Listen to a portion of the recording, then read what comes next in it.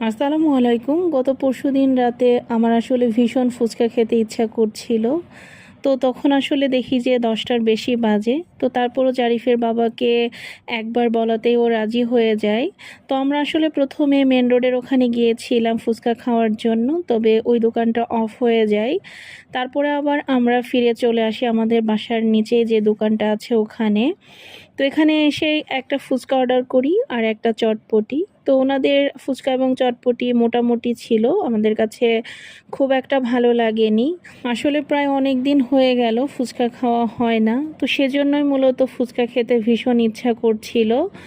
তো এখান থেকে খেয়ে আসলে খুব একটা তৃপ্তি হয়নি, তারপরও খেয়েছি আর কি। তো এর পাশে আরও একটা দোকান ছিল, ওখান থেকে ১ প্লেট ফুচকা অর্ডার করি এবং এই ফুচকাটা এত বাজে ছিল যে আমরা ১ পিস করে খাওয়ার পরে আর খেতে পারিনি, বাকিটা নষ্ট করেছিলাম। তো যাই হোক, আজকে আমার ফুচকা খাওয়ার অভিজ্ঞতাটা খুবই বাজে ছিল। তো আপনাদের কাছে ভিডিওটা কেমন লাগলো অবশ্যই জানাবেন।